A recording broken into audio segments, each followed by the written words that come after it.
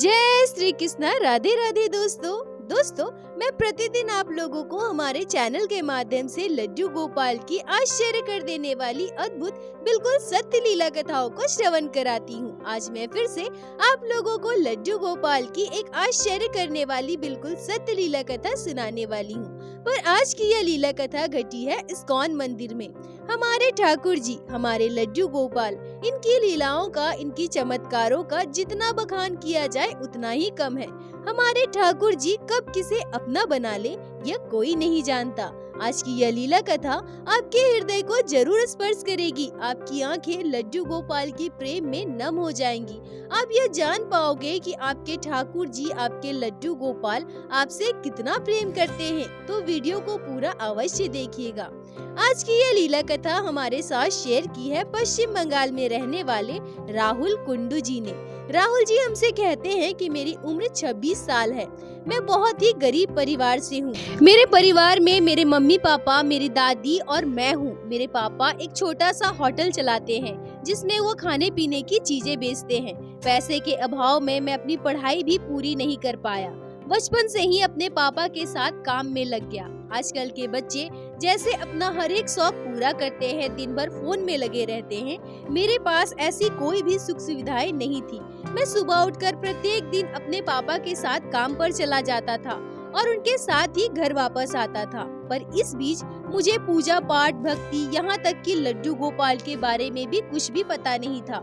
मैं इन सब चीजों से बहुत दूर था। पर मुझे यह भी पता नहीं था कि हमारे ठाकुर जी, मेरे लड्डू गोपाल, स्वयं श्री कृष्ण मुझ पर ऐसी कृपा करेंगे और मुझे अपना भक्त बना लेंगे। यह मैंने कभी सपने में भी नहीं सोचा था। आजकल सभी YouTube पर वीडियो देखकर बहुत सारी चीजें जान पाते हैं, पर मेरे पास तो मोबाइल भी नहीं था जिससे मैं वीडियो देख सकूं। हमारे घर में एक ही फोन था, अधिकतर जो मेरे पापा के पास ही रहता था।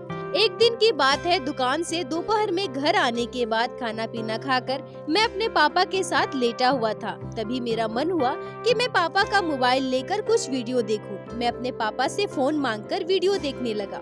यह घटना आज से लगभग 7-8 महीने पहले की है। राहुल जी कहते हैं कि उस दिन पहली बार YouTube पर मैंने आपका चैनल देखा था। आपके चैनल पर लड्डू गोपाल की लीला कथाएं सुनी थी। लीला कथा सुनने के बाद मुझे इतना अच्छा लगा था, बिल्कुल मेरे दिल को छू गई थी। मैंने उसके बाद कई सारी लीला कथाएं आपके चैनल पर सुने और अब तो मेरा प्रत्येक दिन का यह रूटीन बन चुका है कि मैं दुकान पर भी अपने पापा से फोन मांगकर आपके चैनल पर लड्डू गोपाल की लीला कथाएं सुनने लगा हूँ। राहुल जी कहते हैं कि मुझे नहीं पता कि अचानक से मेरे जीवन में यह बदलाव क्यों आया। मैं जिस भगवान को जानता तक नहीं था, जिसके बारे में मुझे कुछ भी पता नहीं था, आज वह मेरे लिए सब कुछ बन चुके हैं। आपकी चैनल के माध्यम से लीला कथा सुनते सुनते बाल गोपाल के प्रति मेरे मन में इतनी श्रद्धा भक्ति आ गई कि मैं खुद नहीं समझ पा रहा हूँ। समय बीतता गया, मेरे मन में लड्डू गोपाल के प्रति श्रद्धा भक्ति और भी गहरी होने लगी और अब तो लड्डू गोपाल मेरे दिल में इस कदर बस चुके थे कि वो मेरे सब कुछ बन चुके थे। अगर मैं एक दिन भी लीला कथा मिस करता था तो मुझे सब कुछ अधूरा सा लगता था। मैं प्रत्येक दिन शाम को आपके चैनल पर लड्डू गोपाल की लीला कथा का इंतजार करने लगा। मैं लीला कथा सुनते सुनते लड्डू गोपाल से जुड़ चुका था। मैं लीला कथा सुनकर हमेशा यह सोचा करता था कि हे मेरे कान्हा, मुझे एक बार वृंदावन बुला लो। मैं मन ही मन सोचा करता था कि काश मैं एक बार वृंदावन धाम जा पाता, काश मैं एक बार ठाकुर जी के दर्शन कर पाता। कुछ ही समय में मेरा मन बहुत ही व्याकुल हो गया था। मुझे पता नहीं ऐसा क्यों लग रहा था कि मैं लड्डू गोपाल को अभी अपने घर लेकर आऊं और उनकी सेवा करूं। मुझे पता था कि अगर मैं उन्हें घर लेकर आऊंगा तो मुझे उनकी संपूर्ण सेवा करनी पड़ेगी और मैं तो अपने काम पर चला जाऊंगा, तो लड्डू गोपाल की सेवा में दिक्कत भी होगी। फिर भी मैं उनकी सेवा करना चाहता था। मेरा मन इतना व्याकुल हो गया था कि मैं खुद को रोक नहीं पा रहा था। राहुल जी कहते हैं कि हमारा परिवार मांसाहारी है। हम सभी बचपन से मांसाहार करते हैं, पर जब से मैं आपके चैनल पर लड्डू गोपाल की लीला कथा सुनने लगा, अब मुझे ऐसा लगता था कि हमें इन सब चीजों का सेवन नहीं करना चाहिए, जिस बारे में मैंने कई बार अपनी मम्मी से भी बात की। मैंने अपनी मम्मी से कहा कि मम्मी, आप मेरे लिए सात्विक भोजन बना दीजिए। मेरा ऐसा कहने पर मेरे मम्मी पापा दोनों मुझसे गुस्सा हो गए। मेरे पापा मुझसे कहने लगे कि तुम अब इतने बड़े गुसाई जी, पंडित जी कब से बन गए हो? मांसाहार छोड़कर सात्विक भोजन करने की बात कर रहे हो। पर उनकी इन बातों का मेरे पास कोई जवाब नहीं था। मैं चुपचाप रहता था। मेरे मम्मी पापा ने मेरी बात तो नहीं मानी, उन्होंने मांसाहार करना नहीं छोड़ा, पर मैंने पूरी तरह से मांसाहार छोड़ दिया था। कुछ दिनों के बाद मैंने अपने मम्मी पापा से फिर से बात की, मुझे अपने घर लड्डू गोपाल लेकर आना है, पर इस बार भी मेरे मम्मी पापा ने पूरी तरह से मना कर दिया। पता नहीं क्यों उनके मन में एक अजीब सा डर था, क्योंकि मैं उनका एकमात्र संतान हूँ। उन्हें ऐसा लगता था कि अब मैं भक्ति की मार्ग पर जा रहा हूँ।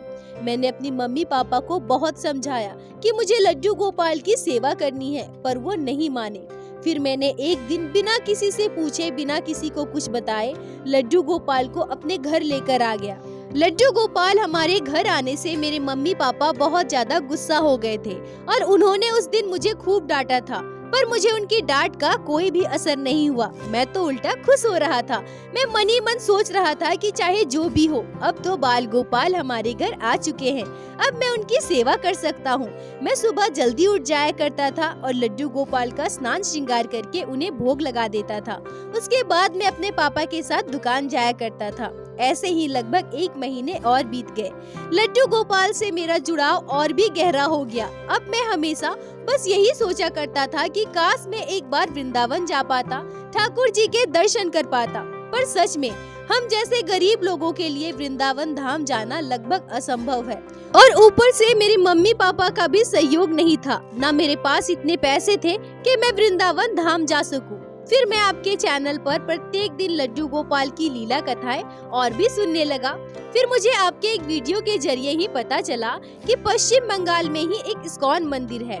उस दिन मैंने यह सोच लिया कि अगर मैं वृंदावन धाम अभी नहीं जा सकता तो कोई बात नहीं, मैं अपने ही राज्य में स्थित इस्कॉन मंदिर तो जा सकता हूँ ना। राहुल जी कहते हैं कि मैं आपके वीडियो के माध्यम से ही मायापुर के संपूर्ण इस्कॉन मंदिर का दर्शन किया। मुझे अंदर से यह आवाज आ रही थी कि राधा माधव मुझे बुला रहे हैं। यह बात मैंने अपने मम्मी से कहा तो मम्मी मुझ पर बहुत ज्यादा गुस्सा हो गई। मेरे पापा भी मुझ पर गुस्सा हो गए और उन्होंने मुझसे कह दिया कि तुम ये सब क्या कर रहे हो, पहले तो लड्डू गोपाल को घर लेकर आए, उनकी सेवा करते हो, तुम्हें कभी वृंदावन धाम जाना होता है तो कभी तुम्हें इस्कॉन मंदिर जाना होता है, ये सब करके तुम साधु महात्मा बनने वाले हो क्या। राहुल जी कहते हैं कि मेरे पापा का ऐसा बर्ताव मेरे साथ, इन सब बातों का कहना मुझे बहुत बुरा लगता था, पर मैं चुपचाप सब कुछ सुनता था क्योंकि मेरे पास इसका कोई जवाब नहीं था। मेरे पापा ने झुंझलाकर गुस्से में मुझे बोल दिया कि तुम्हें जहाँ जाना है जाओ, जो करना है करो, पर एक बात याद रखना, तुम्हें मैं पैसे बिल्कुल भी नहीं दूंगा। राहुल जी कहते हैं कि अपने पापा के मुंह से यह बात सुनकर मैं सन्न रह गया, मैं बहुत डर गया। फिर भी कहीं न कहीं मेरे मन में यह उम्मीद थी कि चाहे जो भी हो, मेरे लड्डू गोपाल, मेरे राधा माधव मुझे संभाल लेंगे, चाहे कैसे भी हो, मैं इस्कॉन मंदिर जरूर जाऊंगा। यह सोचकर मैंने जाने का निश्चय किया और जब मैं देखता हूँ तो मेरे पास बस 800 रुपए थे। मैं उसी 800 रुपए को अपने साथ लेकर मायापुर इस्कॉन मंदिर के लिए निकल गया। मैं आप सभी को बता दूं कि मायापुर इस्कॉन मंदिर विश्व का सबसे बड़ा इस्कॉन मंदिर है। दोस्तों, अभी आप लोग वीडियो में जिस मंदिर के दर्शन कर रहे हैं, यही मायापुर इस्कॉन मंदिर है। मैं कुछ महीनों पहले यहाँ दर्शन के लिए गई थी, वही वीडियो मैं आप सभी के साथ शेयर कर रही हूँ। तो आप लोग लीला कथा सुनते सुनते साथ साथ मायापुर इस्कॉन टेम्पल के भी दर्शन करते रहिए। अब लीला कथा में वापस आते हैं। राहुल जी कहते हैं कि इस बार मैंने अपनी मम्मी पापा से पूछा ही नहीं, बस उन्हें बता दिया कि मैं मायापुर धाम जा रहा हूँ। एक दिन रुकने के बाद दूसरे दिन घर वापस आ जाऊंगा। मेरे मम्मी पापा मुझसे बहुत गुस्सा थे, इसलिए उन्होंने भी मुझसे कुछ भी नहीं कहा। मैंने भी इस बात पर ज्यादा ध्यान न देते हुए मायापुर के लिए निकल गया। मैं अपने साथ अपने लड्डू गोपाल को भी लेकर गया था, क्योंकि मुझे पता था कि अगर मैं अपने बाल गोपाल को घर पर छोड़कर जाऊंगा तो पता नहीं उनकी सेवा मेरी मम्मी करेंगी भी या नहीं, और मैं अपने बाल गोपाल को इस तरह से अकेले छोड़कर घर पर नहीं जा सकता था। मैं मायापुर इस्कॉन टेम्पल पहुंचा। अच्छे से मैंने सभी मंदिरों में दर्शन किए, राधा माधव के दर्शन किए। अपने बाल गोपाल के साथ मायापुर इस्कॉन टेम्पल में दर्शन करके मुझे एक अलग ही आनंद की अनुभूति हुई। क्योंकि मैं मायापुर शाम को पहुंच गया था, इसलिए मैंने मायापुर के आसपास के सभी मंदिरों के दर्शन शाम को ही कर लिए थे। मैंने संध्या आरती के दर्शन किए। दिन भर घूम घूम कर मैं बहुत ज्यादा थक चुका था, इसलिए मैंने रात को थोड़ा भोजन किया और भोजन करके सो गया। फिर मैं सुबह जल्दी उठकर ठाकुर जी के मंगला आरती के दर्शन किए। मंगला आरती दर्शन के बाद मैंने श्रृंगार आरती के भी दर्शन किए। मैंने भागवत पाठ सुना।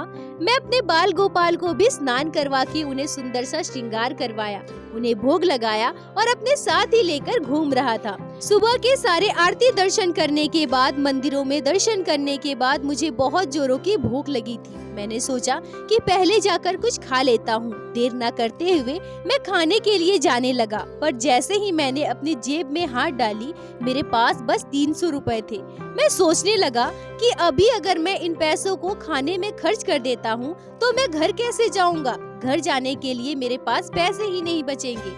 मेरा मन बहुत ज्यादा उदास हो गया। मुझे बहुत जोरों की भूख लगी थी। मैं पैदल पैदल भीड़ के बीच चल रहा था। मैं अपने लड्डू गोपाल को गोद में लेकर निहार रहा था। मैं सोच रहा था, मैं मन ही मन उनसे कह रहा था कि हे मेरे गोपाल, क्या मुझे आज भूखा रहना पड़ेगा। भीड़ के बीच चलते चलते मैं सुलभ किचन के पास पहुँच गया और वही पेड़ के नीचे मन उदास कर बैठ गया।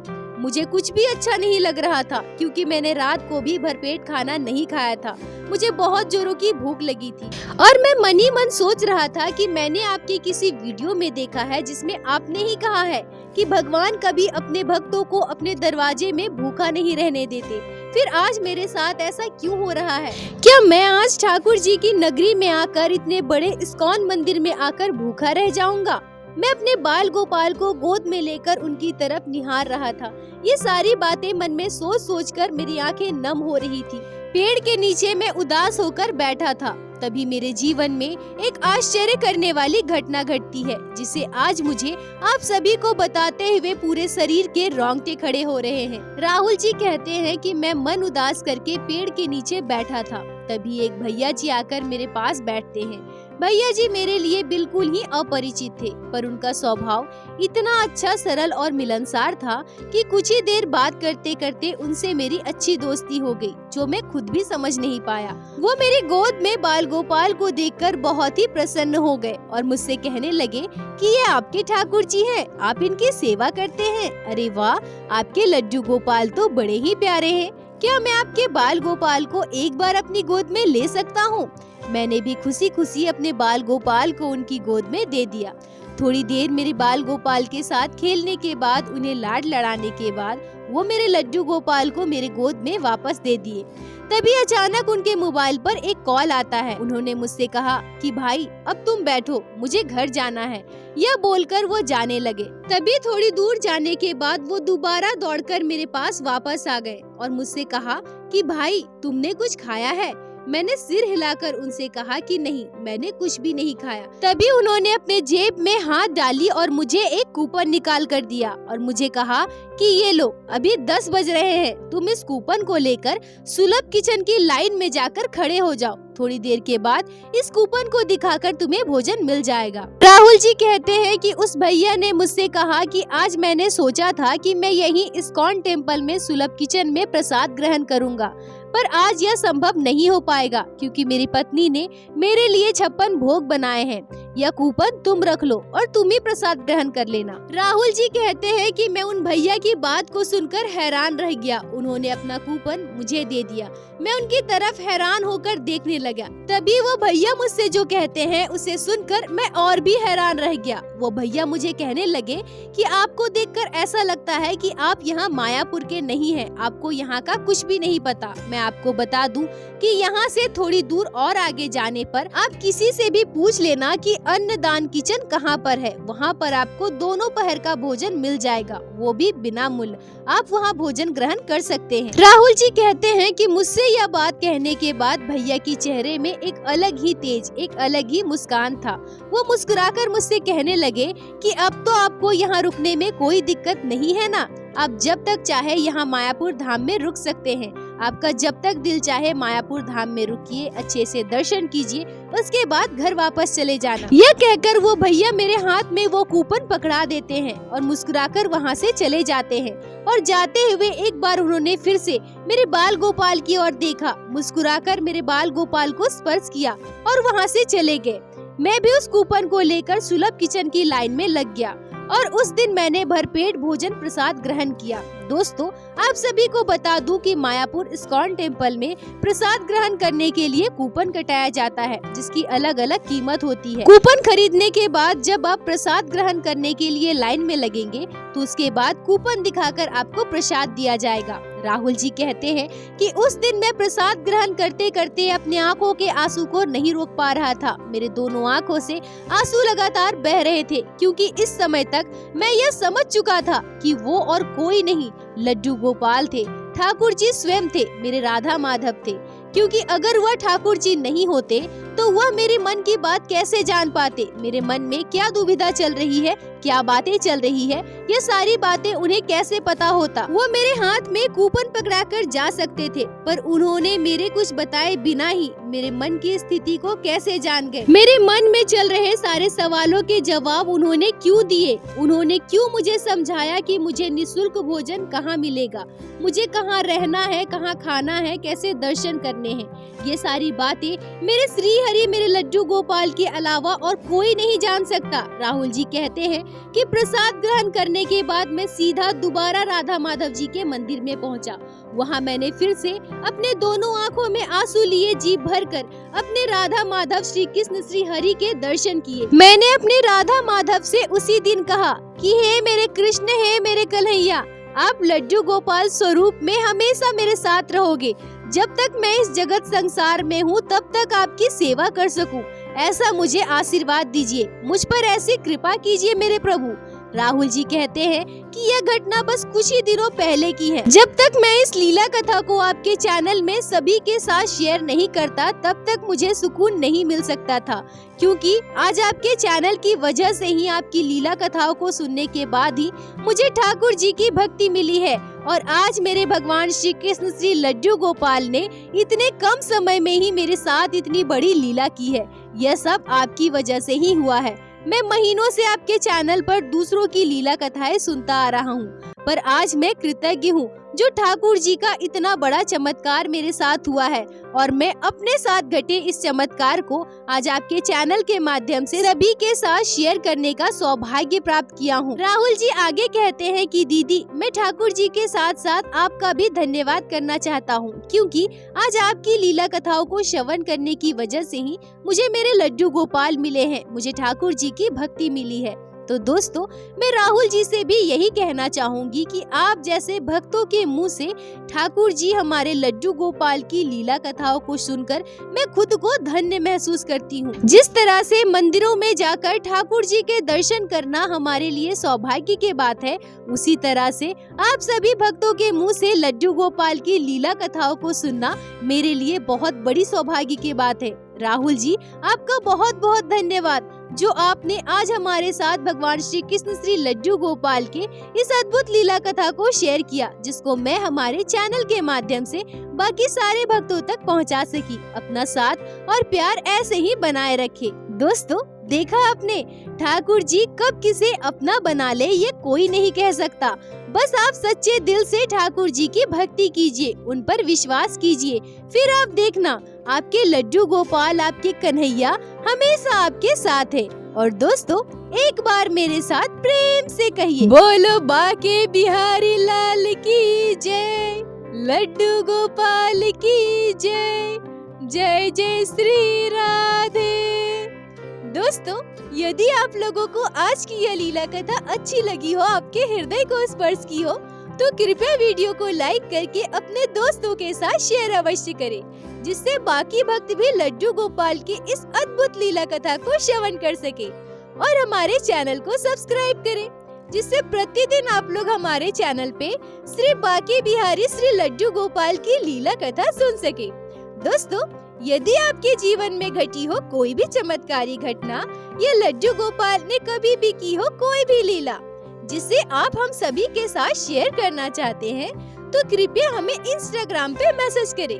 हम आपसे कांटेक्ट करेंगे और आपकी उस लीला कथा को हमारे चैनल पे बाकी सारे भक्तों के साथ शेयर अवश्य करेंगे।